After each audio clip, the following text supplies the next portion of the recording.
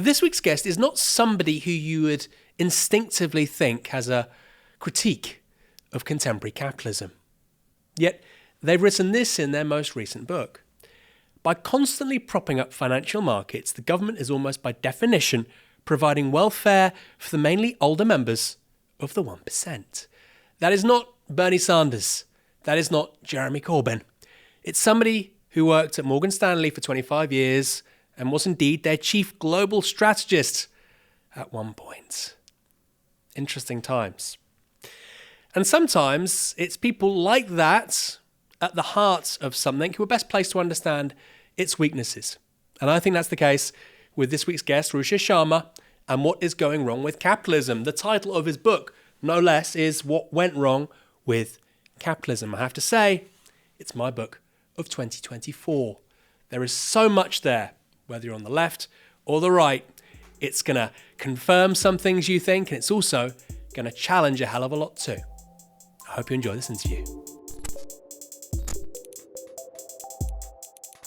Ruchir Sharma, welcome to Downstream. How are you? Hi, Aaron. Thanks for having me. Thank you.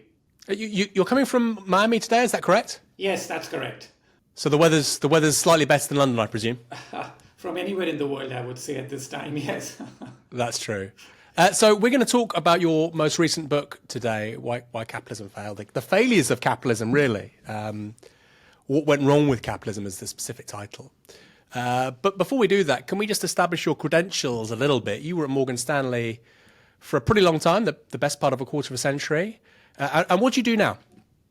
Yeah, so in terms of, I've always been a writer really at heart, because even before I joined Morgan Stanley, I started writing for Indian publications where I grew up. At a young age, I started writing for the Economic Times, which was India's main financial newspaper. At a young age of 17, I was doing that on the sly when I was in undergrad college. And I continued to write even when I was at Morgan Stanley for 25 years. I typically wrote for op-eds for various publications. I was a columnist with Newsweek, and then I wrote op-eds for the Wall Street Journal and the New York Times for many years, and I'm currently a columnist with the Financial Times.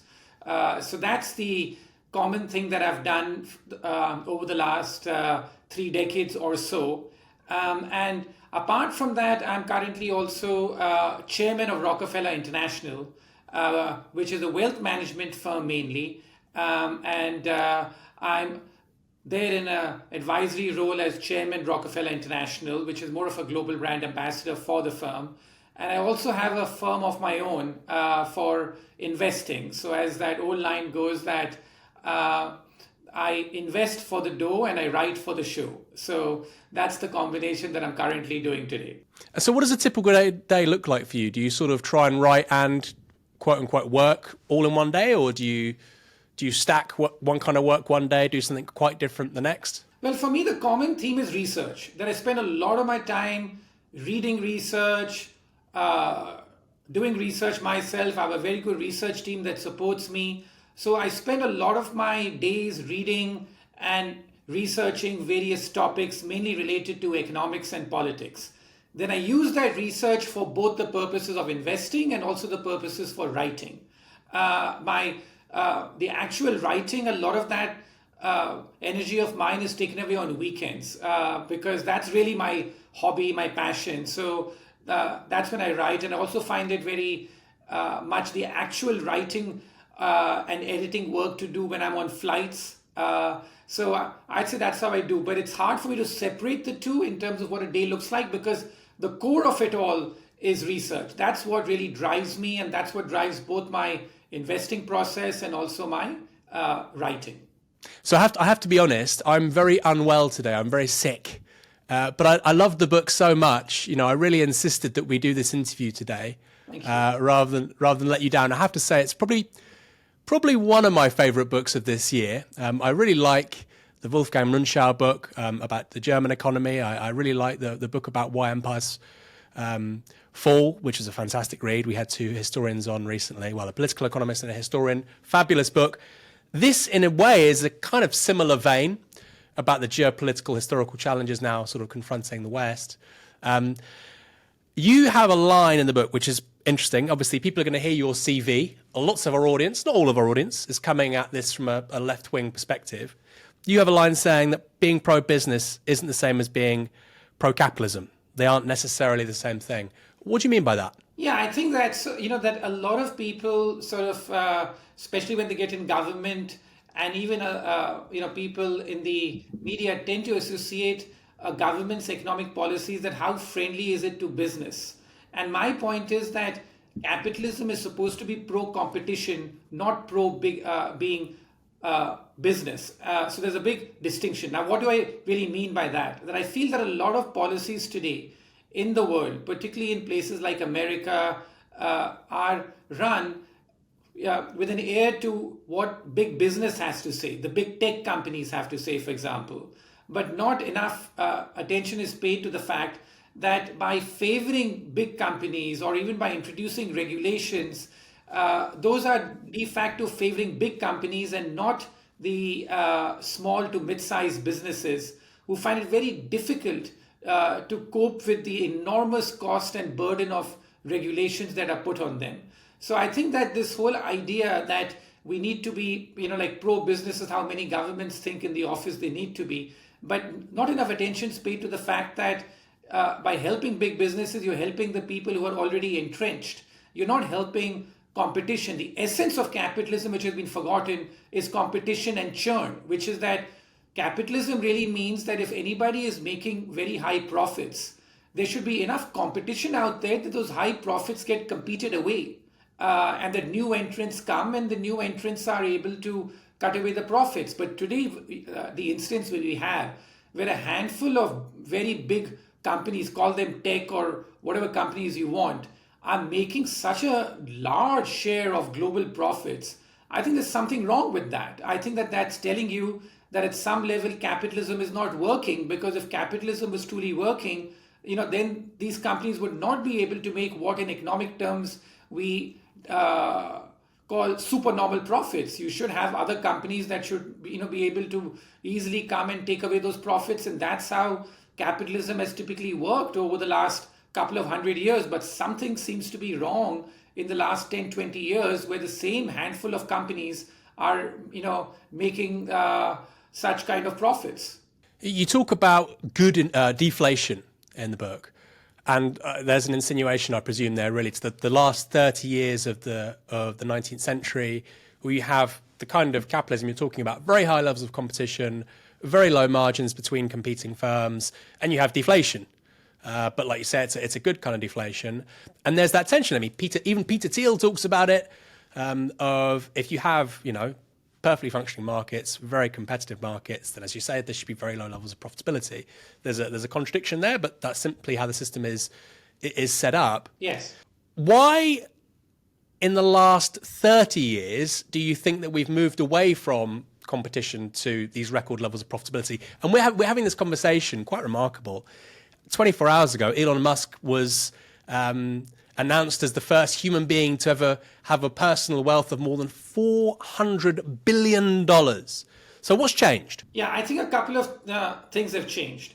One is a concept that I speak about in the book a lot, which is what I call the socialization of risk, which is we seem to have a system where on the upside, it's like you can make as much money as you want. So there's a so-called capitalism on the upside. And on the downside, there is socialization of risk, or socialism, which mainly benefits the rich. What do I really mean by that?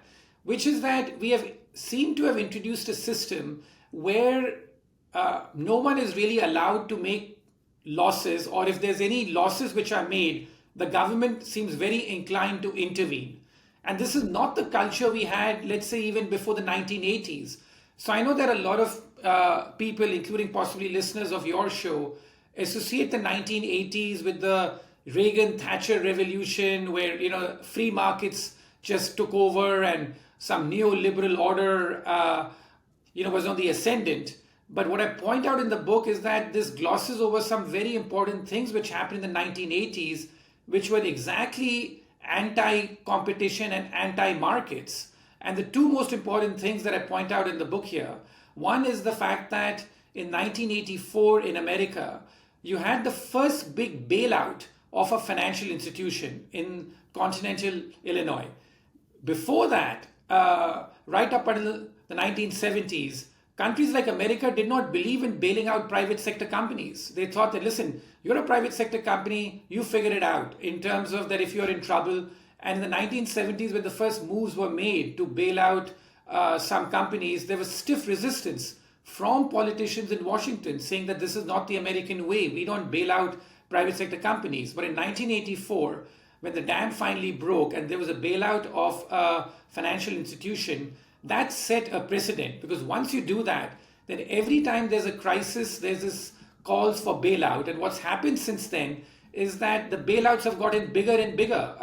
In 1989, you had the savings and loans bailout in America. Then you had, like the LTCM at the time of the Russian crisis in 1998. Then, then you had the big bailouts in 2008, where the big banks were bailed out, but a lot of the smaller community banks were allowed to go bust. So that led to a lot of popular resentment, which is that, that these small companies are allowed and banks are allowed to go bust, but these large ones get a bailout from the government.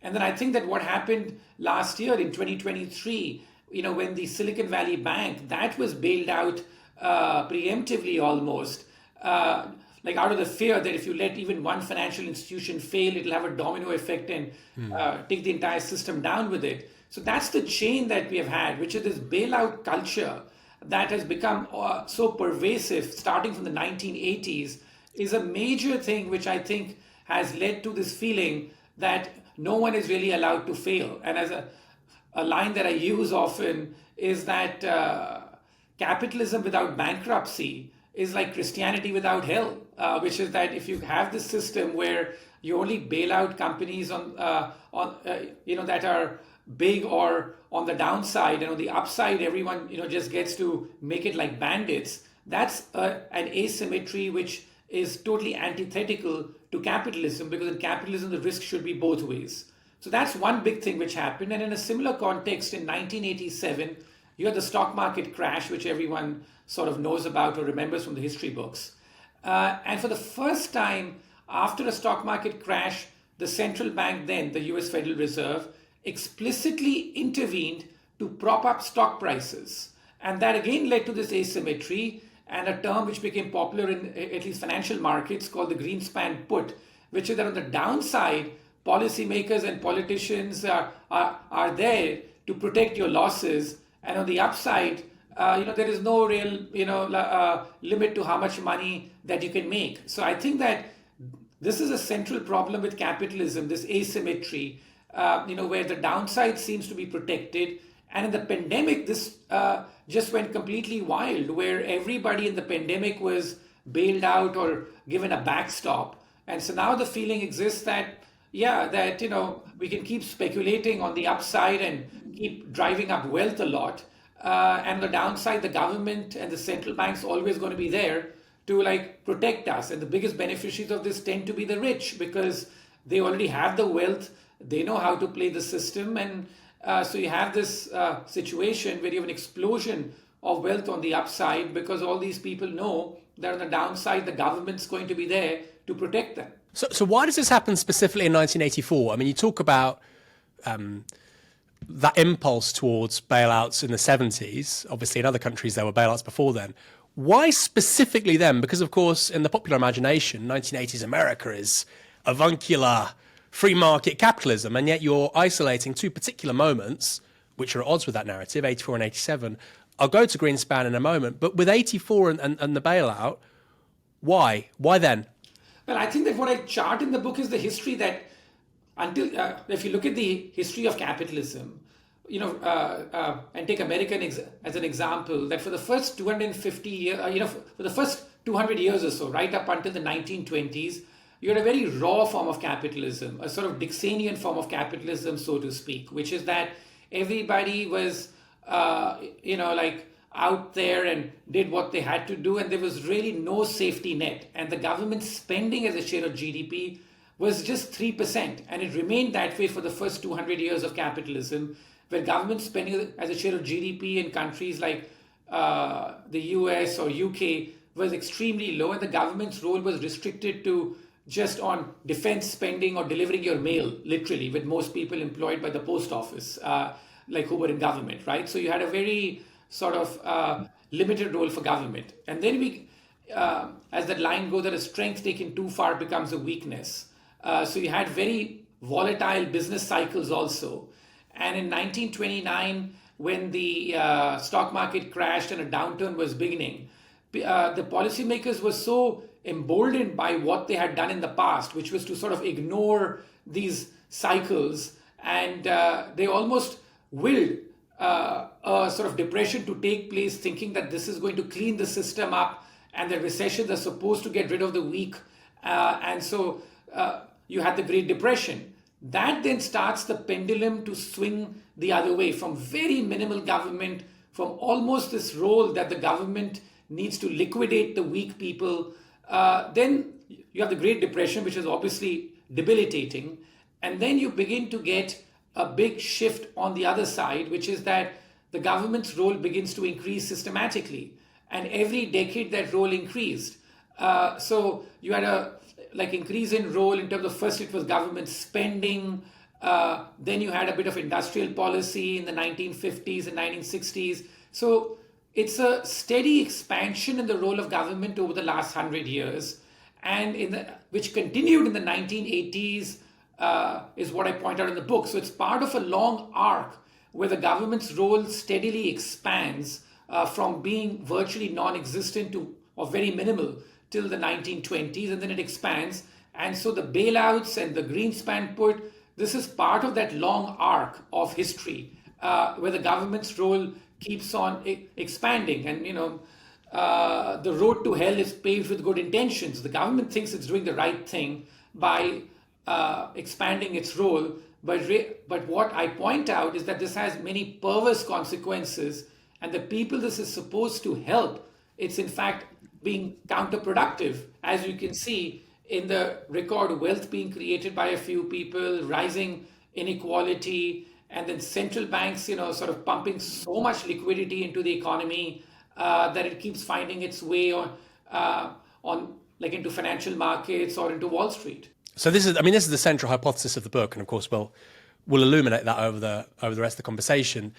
This idea, which is obviously generally supported by the left, that the greater intervention, not always of course, not bailouts of banks, but greater intervention by the state into markets actually in the long term creates lower levels of productivity. You talk about in the book the fact that yes, of course, we have now, comparatively much better recessions in so much as the downturn isn't so bad, but the recoveries are also negligible.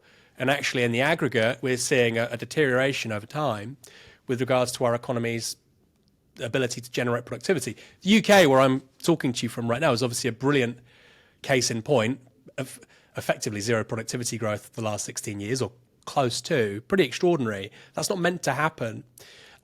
You talked about the last 100 years. Again, whether or not one's on the left or the right, indisputable. Before Lloyd George in this country, tiny share of GDP is spent by the government. It's much higher today. Even in somewhere like the US, it's very high. What's your explanation for that? Because somebody, again, from the left might say, well, there was the threat of the Soviet Union. There was the threat of revolution after 1917. There's a clear incentive for a capitalist state to avoid that. You've got, obviously, the democratic revolution. You've got universal suffrage. You've got new voter constituencies who are able to make demands. People who hold public office, if they don't meet those demands, they lose their job. So what's the primary reason for that? Because in the book, it almost feels like there's an intellectual, your view, and correct me if I'm wrong, there's an intellectual revolution after 1929, but then policymakers took it too far.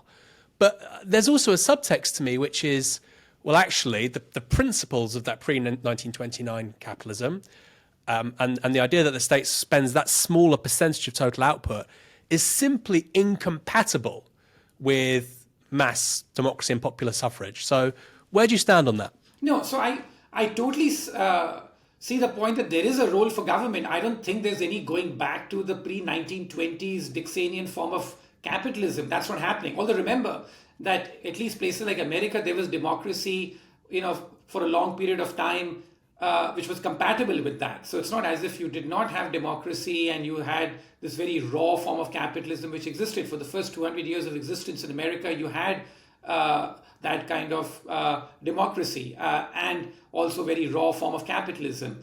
But I think it's the changes over time that today, when we look for solutions, my first point is that the first step to a cure is to identify what's the problem. That today, the very simple solution that that people ask for, I think both from the left and the right, is that now is that we want even more government. The left talks about more government spending. The right, just wants greater tax cuts, or in terms of more tariffs, or as has become fashionable. So you just talk about more government intervention seems to be the solution. And my point is, can we just step back and see as to what has happened, what government intervention has done so far, where has it taken us? And there are so many places where this government intervention, I think, is really hurting the average person. One I spoke about is the unfairness of this asymmetry of capitalism. And if I were to say that what's the leading symbol today, or what's gone wrong with capitalism, I would say the leading symbol is housing prices, which is that, a very basic dream for the young in Western societies or anywhere in the world is to own a home. And I lay out in the book how difficult owning a home has become, because it's become so expensive and unaffordable. And one of the big reasons for that is that you have so much regulation today, so many zoning laws, coding laws, this concept in America which is known as NIMBYism, that not in my backyard. So I think that all these things have constrained housing supply, and you have a situation today where demand for homes is there because the population in many places is still growing and they want to own homes, and yet there is virtually no supply of homes because it's become so hard to build homes because of the amount of regulations which are in place. So I think that that's another symbol for me of what's gone wrong with capitalism, and why do we have so much regulation, and the fact that, like, how do you get that dream back for the young people in places like UK and the US? So many 20-year-olds who would typically be living on their own in the past now are forced to live in with their parents because they can't afford their own home. And so housing affordability, I think, is the number one issue for a lot of angst that people in America and in Europe have against governments, because it's such a major part of their income now just goes towards paying rent, or goes towards trying to buy a new home. And you have a situation where housing affordability today is so low, which means that buying a home is so expensive. So what I'm trying to do here really, Aaron, is to chart out that, okay, we want more government. We want the government to help us. I'm all for it. But can we prioritize in terms of what it needs to do? Fine. If we are going through what some people call a poly-crisis, that you have so many crises at the same time and you need the government to help you out, we need to prioritize that. Because countries like UK and the US, they just can't keep borrowing and running these endless deficits to fund everything, because that's what's the problem. And look at what has happened in Europe, like countries like France, where government spending as a share of GDP is approaching 60%. How do you call a country a capitalist country in any way when government spending as a share of GDP is 60%, and then they're running these massive deficits which they're not able to finance anymore? And so now, under duress, they're going to be forced to cut back on welfare spending just because the markets are not going to allow them to borrow so much. So I think that everything has its limits. And countries like US and UK, for years and years, they ran surpluses, budget surpluses. But now in the last 50 years, it's become a habit that you just run a budget deficit, and so you just keep on spending more, and there's only that much you can collect via higher revenue and taxes. And you have the worst combination today, where you're spending so much, and yet the trust in governments today is at record low levels. And also the fact that the taxes are quite high for the average person, and you have productivity, which, as you say, in places like UK and Europe is close to zero. So this is not a sustainable combination, and that's what I'm trying to point out, because the easy solution to every problem otherwise is why can't the government fix this? Let the government go out and spend more. Let the government go and do more to increase productivity. Yeah, but where are the results? We've had this incredible government intervention over the last 30 to 40 years. What are the results? So before getting to the solution side, let's at least recognize what's the problem. Yeah, I, again, just to return to my point earlier about why I love this book, Ruchir, is that I think you've said many things which challenge the assumptions, the shibboleths of the right and of the left, and it's extraordinarily valuable. I think to be able to do that, to challenge presumptions and assumptions on both sides with lots of data, I think is always fantastic. It illuminates so much. And reading the book made clear to me, really, that the project of 21st century centre-right politics, conservative politics, has really just been deficit-funded tax cuts. Exactly. Right? Not even tax cuts for the rich. You might say it's tax cuts for everybody. Or George Osborne in this country, well, we increased the threshold at which you start paying tax. But it's all funded by deficits. So where does this come from, this idea that we will reduce the size of the state, we'll reduce the burden of taxation via deficit spending? Because like you say, 50, 60 years ago, that was insane. And it certainly wasn't a hegemonic idea on the centre-right. So where does that come from? Well, I think that, it started off, that's what, started off under Reagan, really, which is the fact that, when he came to office, he promised that he'd cut taxes and cut spending. He cut taxes, but very difficult to cut spending, right? Because of both vested interests. And as you said, the priority is, we need to defeat the Soviet Union, so we need to keep spending on defense.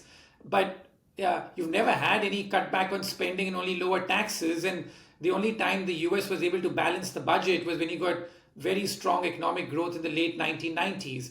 And that's like one of the big criticisms I had of the right, even under Trump, which is that, he cut taxes in 2017.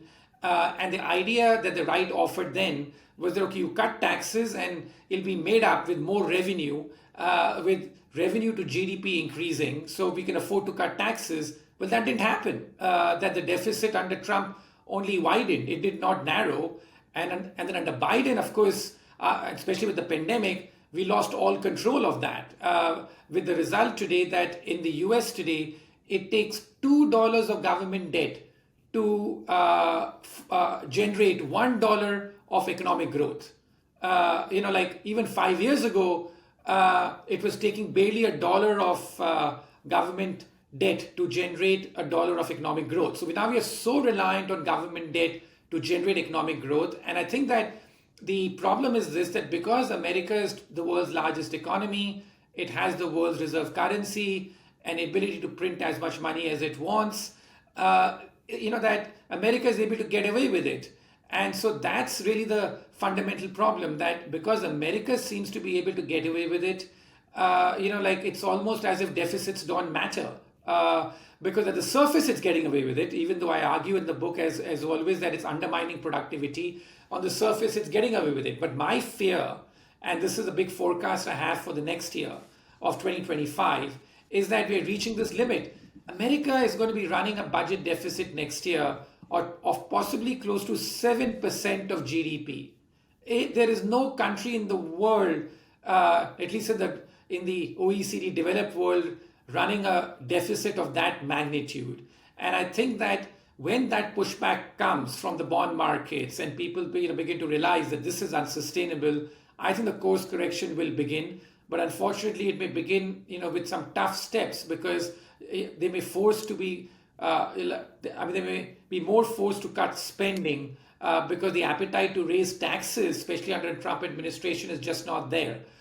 So my fear is that this is reaching its limit, but because America has been able to get away with it, running these massive deficits, the feeling is that deficits don't matter. But when interest rates were zero, maybe they didn't. But now, in terms of as interest rates have gone up, you're seeing the pressures in UK, you're seeing the pressures in France, you're seeing the pressures in so many emerging markets such as Brazil, which have been running fiscal deficits that are out of control, that we may finally be reaching the point where governments have to contend with the fact that you just can't keep running these unfunded deficits. Well, certainly not when you've got zero productivity growth. It's another thing actually here in the UK, and sorry to bring the conversation back to this minnow compared to the US, but obviously most of our audience is from in the United Kingdom. Yes. Right now, I think in the UK last year, about 10% of government spending was on debt interest payments. 2019, it was 5%, right? So as a percentage of overall government spending, it's doubled in 5 years. And you have this, you have most of the media saying, oh, we have to increase defense spending from 2 to 3% of GDP, which is, we're talking 10 to 20 billion pounds. And it's so strange for me. Now, you can agree or disagree with that proposal. I think given that none of our aircraft carriers work when we're already spending 2%, you probably want to sort procurement out before you do anything else. But anyway, the disconnect in the conversation between, oh, we need to spend this, oh, we need to do that, when 10% of government spending is on debt interest payments and you have an aging population, no productivity for the best part of 20 years, this is nuts. And something is going to go really badly wrong unless you get on top of it. But much of the media, I mean, I'm not including here the Bloombergs and the FTs. I'm talking, mainstream broadcast media, your tabloids, etc. They're really not on top of it. I just wanted to ask a question about the US, though, because the classic argument, which you've kind of hinted at there, is that the US can run massive deficits because it has the global reserve currency, because of what Michael Hudson calls super imperialism, a different kind of imperialism, in so much as the rest of the world needs to buy dollars. To previous iterations of it. Obviously, the UK, France, no other country has that advantage. So where do you stand on this idea that, okay, while your analysis is broadly true for Britain or Japan, etc., they can't run deficits forever, large deficits forever, the US can, certainly as long as it's the global military hegemon. Where's your position on that? No, I think that nothing is permanent. So yes, the US has a longer rope to hang itself, but it's still got that rope around it because this idea that the US is the world's reserve currency, so it can get away with anything, I think is not borne by history. Because remember, the UK was the world's reserve, had the world's reserve currency 100 years ago, and then the UK overextended itself and it lost that status. And the 100 years before that, it was France that had the world's reserve currency, and before that, it was Spain, and before that Portugal, and then the Dutch. So every 100 years, you've almost had a change in the country that's had the world's reserve currency. So this is not a permanent position that you enjoy. But yeah, when you have the world's reserve currency, it gives you much greater rope to hang yourself in a way. So I think that even the US is coming to its limit. It's happening progressively.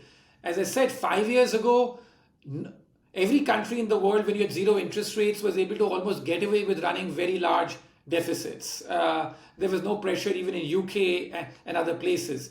But now as interest rates have gone up because of higher inflation and what the market is demanding, the cost of servicing the debt has also gone up, as you point out. The interest payments have become a much larger share of the deficit. The deficit itself has been increasing. So one by one, the pressure is increasing. First, it was some of the emerging markets, the smaller ones, and the bigger ones like Brazil, then UK, then France, and it could finally come to the US, which is running a deficit which is so much larger than what even like any of the other countries in the OECD world are running. So I think that it's not a permanent position, and we are gradually coming to that recognition. And I think the US is going to be the next in the firing line, and it could be as early as 2025.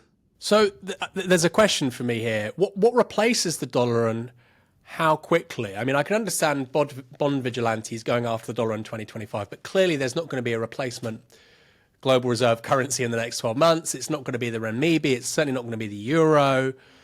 So what's the alternative, and what's the timeline?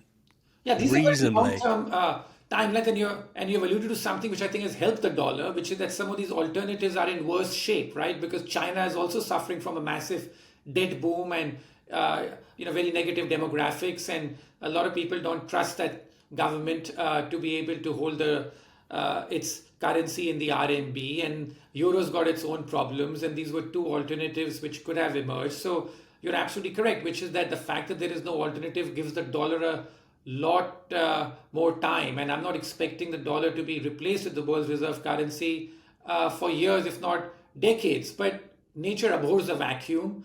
There are always alternatives which come up. Like one thing, gold has done exceedingly well because many central banks in the world now, like are owning gold rather than holding on to the dollar. Similarly, there's, like even though the crypto boom may have gone overboard, one of the reasons I have personally been relatively more optimistic on Bitcoin and cryptos is partly thinking that that's another alternative which could emerge over time. And something that I wrote about, I remember, like in late 2020, and got a lot of pushback on. But 4 years after that, Bitcoin is, quadrupled in value. And I think there's increased recognition that, yeah, maybe, that this is here to stay as well. So these alternatives are emerging in a very slow and steady way. But I think that your point is also correct that there is no obvious alternative.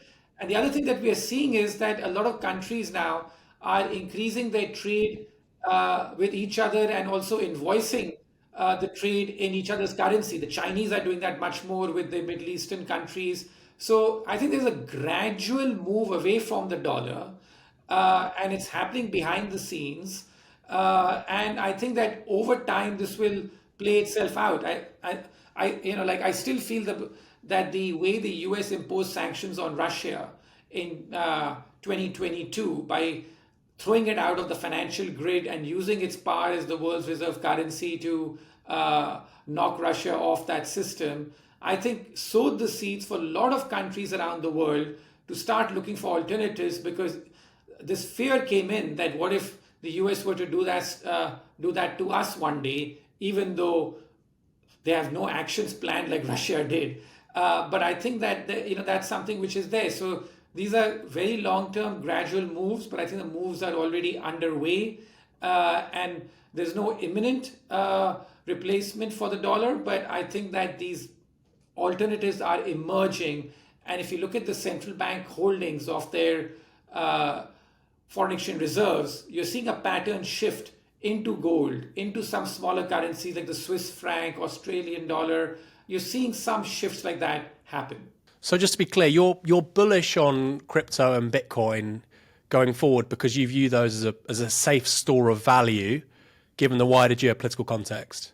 Well, I've been bullish in general on gold and crypto. Now it's a different issue that the boom in the last few months may seem like a bit too much. So I think crypto maybe is here to stay as an asset class, but I'm concerned that when prices go this vertical, I'm always concerned, because that's obviously something which is a bit problematic. But generally, I'm constructive on the fact that there are alternatives emerging to the dollar quietly, but I'm also cognizant of the fact that these prices, particularly crypto, may have gotten very overextended because it's also being fueled by so much liquidity still in the system.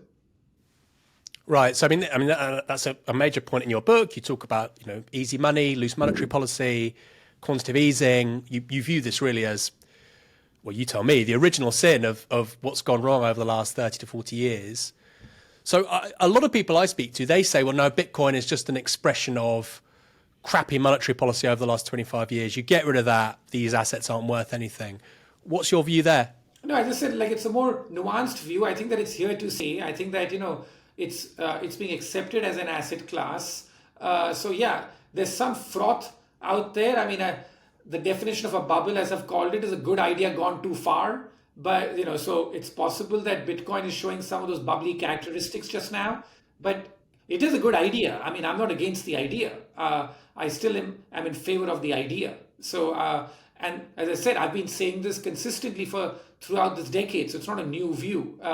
But yeah, I mean, I'm a bit concerned that prices have gotten a bit bubbly, but as an idea, it's a good idea which is here to stay, that the supply is limited. And so, in terms of that,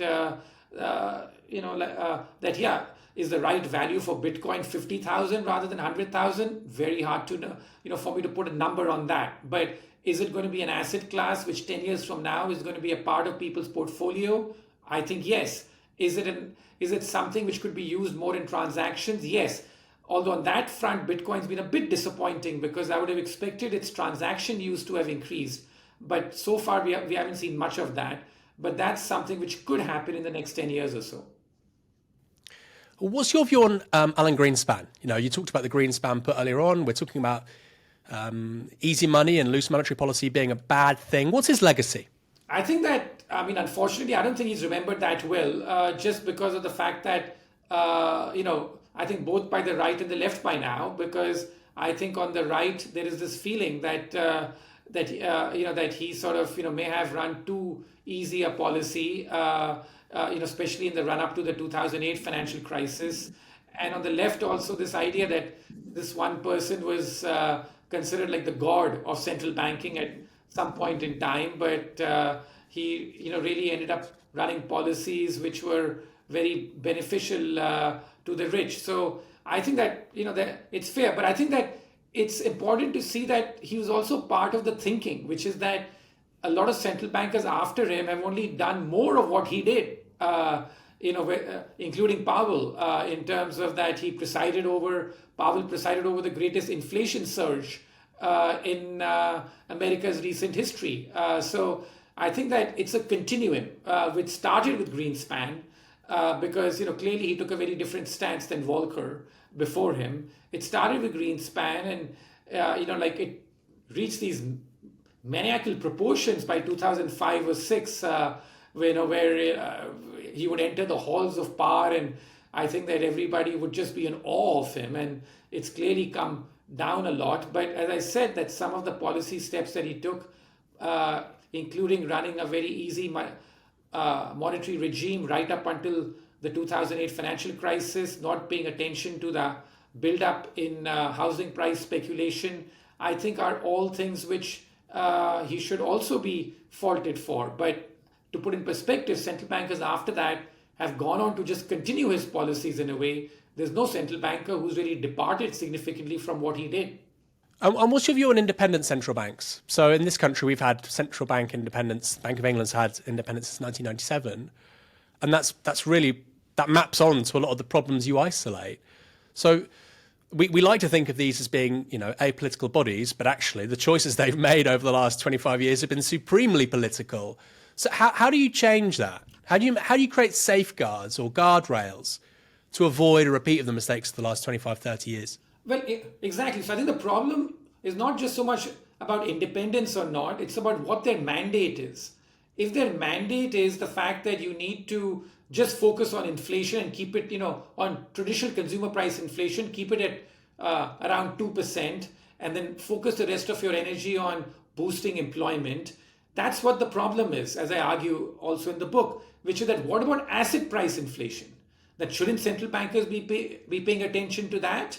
If there's too much speculation going on in financial markets, shouldn't central bankers be paying attention to that? So I think that the issue is that how do you broaden the mandate to include asset price inflation and financial stability, make that very much a cornerstone of monetary policy? So that's what I think needs to be paid attention to. Should the Fed be cutting interest rates just now when there's so much speculation going on in financial markets and inflation has not returned to its target of 2%? I think not. But yet the central bank's going to go ahead and cut interest rates. So I think that the issue is not so much about independence, but what's the mandate? And if you're going to tell the central bank that your mandate is make sure inflation is not too much out of control, whether it's 2 or 3% is a bit of a minor detail. And this is the biggest problem I have, if you ask me, with a lot of the so-called left and liberal economists, that they seem to think that just cutting interest rates and offering easy money policies is beneficial to the poor and the economy. No, it's not. That those policies are most beneficial to the rich. I think that is a fundamental misunderstanding. And I think that I'm really surprised by how often politicians, particularly from the left, keep calling for looser monetary policy, lower interest rates, without quite realizing that who's benefiting from this, and that the biggest losers from any high inflation regime are the poor, as we found out over the last few years as well, because they are the ones who are not able to protect their savings, and they're the ones who benefit the least from asset price inflation, which is what easy monetary policy supports.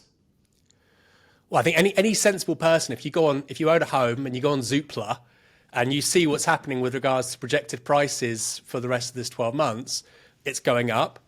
And that's because of projections and forecasts with regards to falling interest rates. And if you want to buy a home, well, good luck, because those assets are going to climb again because of the cuts you're talking about. And I agree.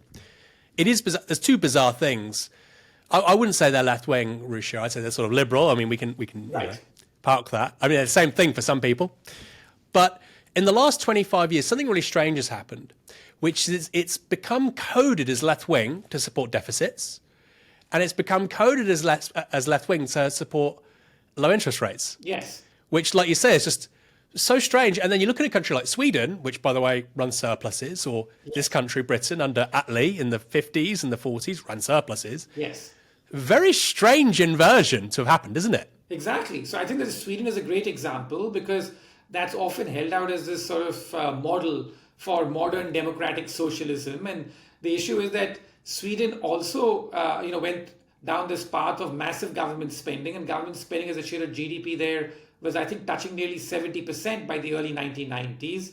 They had a big crisis then because of that. And then they were forced to cut back.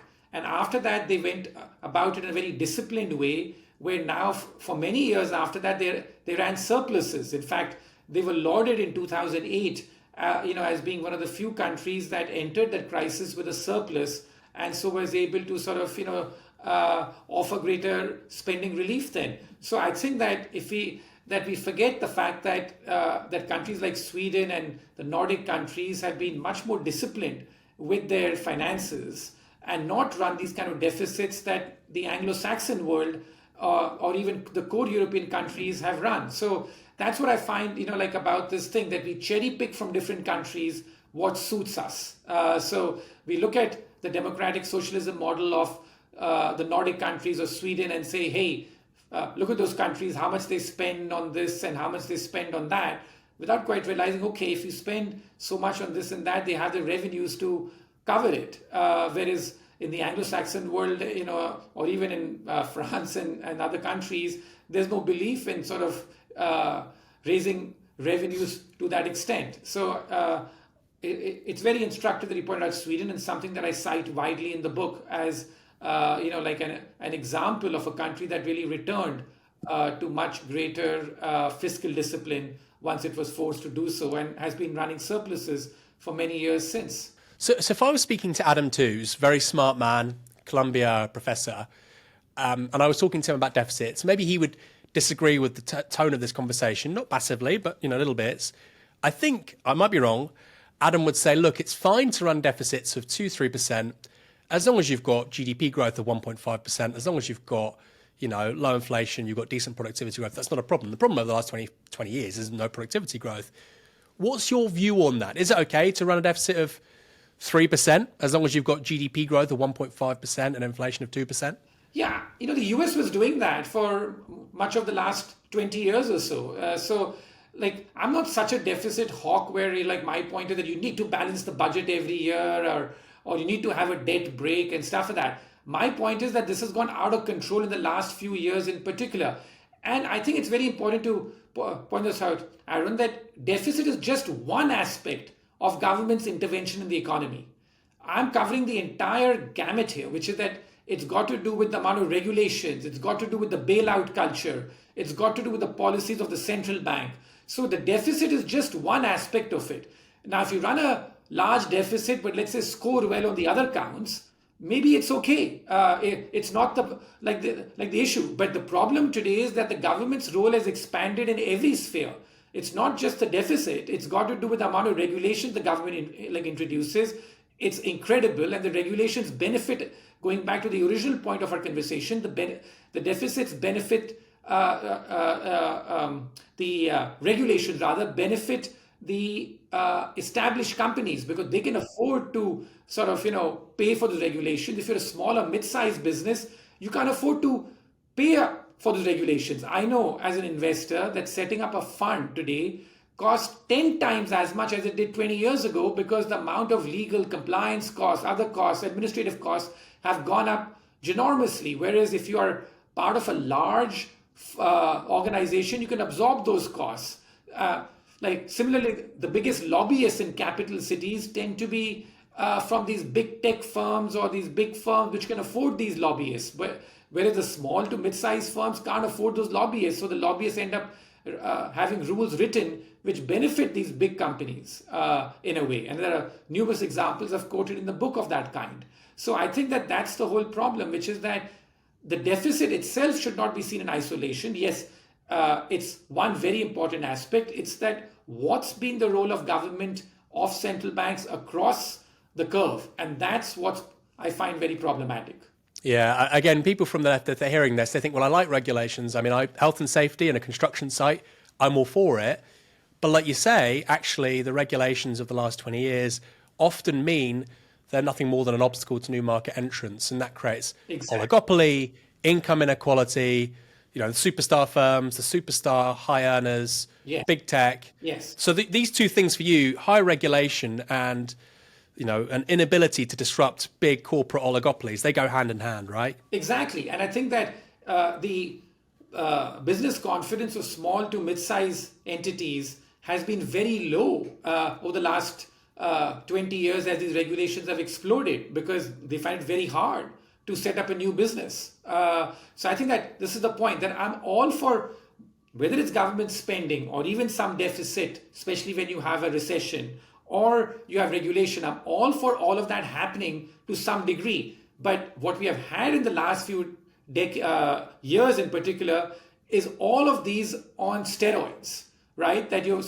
the US has been introducing 3,000 odd new regulations a year, and they have withdrawn 20 regulations over 20 years in total, and the same thing has been happening in UK and Western Europe, which has often been described as the Silicon Valley of regulations. So, if you keep just introducing regulations, then you have to understand who's it really costing. I think that cost-benefit analysis has been done away with.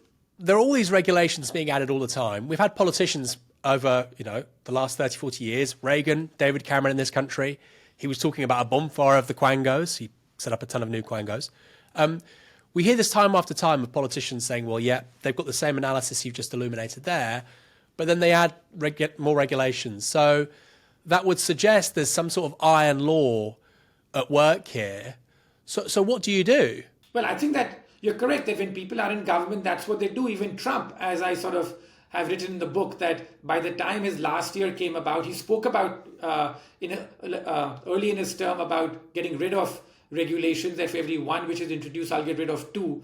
But by the end of the day, the power of a politician to use regulations to benefit who he wants and to punish who he doesn't like is so powerful that they end up using this tool. And so therefore, like one of the more, I know it's a controversial idea, but one of the I think better ideas is to see as to what comes out of this Dodge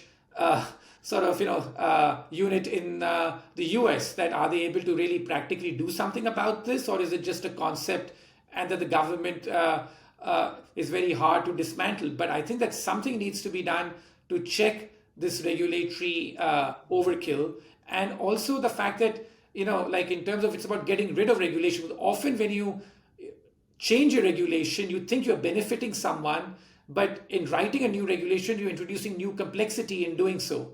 So I think that there needs to be a very thorough investigation about how this regulatory system works, and about what can be done, again, to help small and mid-sized businesses, how to reduce their regulatory burden. That, for me, needs to be the real focus.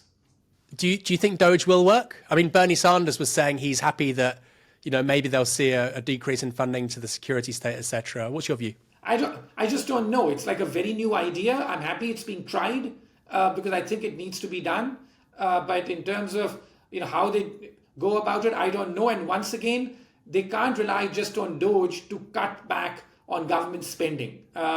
Because, if the deal's going to be, okay, we're going to do Doge, so we can afford to just cut more taxes and let spending run away, I think that'll be a mistake. That'll be like the Reagan tax cuts mistake, which is that you cut taxes and don't touch spending. So I think that if you do it, so one is whether Doge works or not, and two, that don't rely on just that, because the problem is much deeper here. And with Trump generally, I mean, you've talked about it already, basically all the growth of that first Trump presidency was debt-fueled. We see not record deficits, because of course we've since had COVID, but very high deficits. Trump would always talk about how well the stock market is doing. That was a function really of easy money, lots of liquidity going towards, stocks. Basically, he would have to do a complete volte-face to adhere to the kinds of things that you're talking about. He'd have to be a fundamentally different kind of politician. So, you're in the commentary game. You've written for the New York Times, the FT, etc., many others. And I know you don't want to be a hostage to fortune, but if I was to say, look, Ruchir, 4 years' time, do you think Trump will have reduced regulations? Do you think he will have reduced the size of the US deficit? Where do you sit? My sort of learning here is that until and unless a country faces an outright crisis, it doesn't change things that much. And I think that if Trump wants to truly be true to his mandate, he needs to be more of a disruptor. And so far, if I can say so, the signs are not that positive, because what's happening? The same patterns continuing. The stock market's going up. They talk about the stock market going up because of animal spirits. But yeah, the stock market went up a lot under Biden as well, under Obama as well. So, and which companies are going up? It's the same magnificent 7 companies which are sort of leading the charge out there. So if he wants to be a true disruptor, he needs to do something about the domination of these mega cap tech firms. And at the very least, the composition of the market needs to change. It needs to, I'd say that the policies are working well if there's a big change which starts to happen in the stock market, that these big cap tech firms, see their fortunes decline. Some of the smaller to mid-size companies, start to see their fortunes increase much more on the market. I'd say that's a true sign of change taking place. So far, it's seeming like more of the same to me. And as I said, that unless and until you get a crisis, countries don't change. Because, just look at Europe. I think people forget the fact that today there's so much hand-wringing about France and Germany and all the problems they are facing. Remember, like a decade ago, the problems of Europe were all supposed to be the so-called PIGS countries. That was the derogatory term that was coined for them. And look at how well they're doing today on a relative basis. Greece, Spain, partly because they faced a crisis and they were forced to reform. They were forced to clean up their fiscal situations, their debt situations, and they got going. The countries which, like France and Germany, just kept going down the same path. So crisis is what focuses the mind, allows countries to sort of undertake radical change. Until a crisis happens, at best politicians tinker at the margin, partly because they don't think they have the mandate from the people to carry out any big change. And I suspect that's the path America is on currently. I suppose, yeah, that's true, obviously, after the Great Depression with FDR. But then you have a crisis after 08, and Obama doesn't really change very much at all. Yeah. I suppose that's true, Ruchir, but if you look at the aftermath of 2008, you obviously have Obama come into office, hope, change, optimism, and he doesn't change very much at all. The fundamental model of political economy in the United States, it's actually shocking, isn't it, in retrospect, how little the fundamentals of the US economy change after the global financial crisis. It's a question I've got down here, because as I said, you've been in this game a relatively long time. What did 2008 change for you about your understanding of capitalism? No, I think in 2008, a couple of things happened first. That you had a crisis, you did get some cleanup. Like after that, the banks' balance sheets were cleaned up. The households became much more cautious about taking on more debt. The corporates became much more cautious. What changed was that the government then began to sort of lead the debt boom after that. So the mix of the debt changed a bit. And I think that, in terms of, you did get some renewal after 2008, especially compared to Europe and stuff, where there was very little renewal, particularly in the France and Germanys of the world. So the 2008 crisis did lead to some change where at least the households and even the corporate sector got much more, debt phobic, so to speak, but the government didn't. But yeah, in terms of the governments, then in terms of their balance sheet started expanding, and I think that we always learn the wrong lesson because by the time the pandemic came about, the lesson that policymakers learned, they thought, was that the government should do much more and didn't do enough in 2008, 2009. So therefore, in the pandemic, they went totally wild and just said, okay, we can just spend as much as it takes and, try and grow ourselves out of this by just spending so much. And so I think that was a mistake that they made by learning the wrong lesson. But yeah, the mix did change a bit after 2008. So is that the formulation that prior to 2008, growth is by, or growth in Anglo-America certainly, is being led on by increasingly debt-ridden, highly leveraged financial institutions? Post-2008, you say that role is really being taken on by the state running these ever larger deficits. Is that correct? Yes, in a way that's correct, and especially after 2020. But yes, that's the right formulation.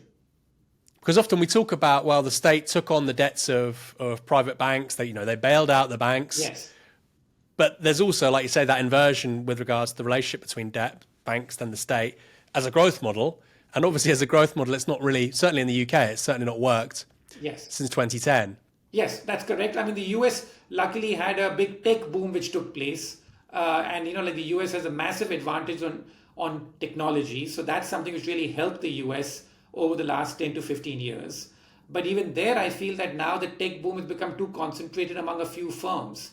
And so even that's sort of, running its course. So I really feel that the next couple of years could be quite challenging for the US economy because that tech boom has been sort of its one rescuing factor and differentiating factor compared to Europe. The other differentiating factor has been the fact that the US has much better demographics compared to Europe. But obviously now we're going to see much greater limits on immigration which are going to come into play. So some of the comparative advantages that the US has had over the last 10 to 15 years may now be running its course. And I think the focus could turn much more on its fatal flaw, as I put it, which is the deficit. So what happens with the tech boom next? We've seen Nvidia, Amazon, even Tesla, multi-trillion-dollar companies, Elon Musk worth more than $400 billion. Where does this end up? Do we see the world's first trillionaire in 5 years? Do we see companies worth $5-10 trillion? Or do you think at some point these guys are going to deflate? Yeah, I think so. I think that this has just gone on too far. So although my book says that a lot is wrong with capitalism, I don't think it's totally broken. If the same companies keep on dominating for another 5 years, I would say capitalism is totally broken because that's just not how capitalism is supposed to function. These companies have dominated for too long now, and I think that their end is coming. In terms of their end of the domination, at least, is coming. Because then I think that what could cause that end is that they're spending so much now on AI that at some point in time, people are going to start asking, okay, you're spending so much on AI, where is your return on it? The consumer may benefit in the end, but where is your return on it? So I suspect that this massive AI spending boom could eventually be the undoing of the tech companies. And where do you stand on the sort of Yanis Varoufakis hypothesis of we've moved beyond capitalism? I mean, you're openly saying that capitalism right now is not functioning as maybe it should do. Yanis would say we're moving beyond capitalism, we're moving towards a form of techno-feudalism. Geopolitically, that means two global spheres of influence, China, US or West. And these companies will no longer be subject to the kinds of creative destruction that General Motors or General Electric were in decades past. I mean, do you think Yanis might be right? Obviously that's open to interpretation over the next decade, but is there a part of you which thinks, actually, yeah, maybe we have transitioned fundamentally to a different kind of economic order? Yeah, I mean, that would be a very bleak scenario. I'm not prepared to embrace that as yet. As I said, that I think that, in terms of there is still a chance that these tech companies are overextended in terms of their stay, but they could eventually, see their demise. So I'm not willing to go that far. There is a risk of that. But yes, if you go down that path, I mean, I'd be then really bearish on capitalism having totally broken down. A final question. What do you read? You're obviously a very well-informed man. You said that research informs your writing and your day-to-day work. What are your sources of news? A lot, Aaron, because, both as a writer and as a researcher, it's hard for me to even tabulate this because I read a lot of research reports coming from Wall Street analysts. I read a lot of, try and keep up with every publication that I can, just because you want to know what's the zeitgeist, what other people are saying. It's often hard to read so many books, so I try and read every book review that comes my way just so that I can keep on top of these things. So it's just about being constantly open to lots of information. I think the problem today is too much information, not too little. But I think doing lots of research and then also working with my research team on coming up with original ideas based on some thought which comes up somewhere. I think that's the way I do. And so, for example, one thing which I'm currently working on is that every year I prepare my top trends of the year and I put it out in the public domain. I write a whole page on that for the Financial Times, and I put it out by doing TV shows on that. So I'm working very hard on that and just trying to come up with different strands from different places, which will help me do that. So hard for me to pinpoint one thing, but it's just about trying to read everything, and also then having it verified, because so often I find when I read stuff, I read some data somewhere, I feel there's some spin someone's put on it. So then I often get my research team to run it themselves to say, is this really true? Have they cherry picked? Have they done the right thing? So I think that it's that kind of back and forth which I try and do. But yeah, reading a lot of research reports, and that's the benefit, I guess, of still having some connection to the financial world on Wall Street, I think is something which I do a lot. And I'm going to probe you on this because I think people will be watching saying he's a very knowledgeable man. Okay, I want to know more about the things he's talking about. Are there specific newspapers or magazines that you try to at least keep up with? Well, yeah, absolutely. I have to read every day the FT, the Wall Street Journal, the New York Times. I then, will go through all the other magazines. I'll read it, everything. I'll try and, from the New Yorker to Vanity Fair, even, to know what the cultural trends are. So I'll read all of those. Plus, I have a home bias towards India, so I have to keep up with that as well in terms of, what's going on.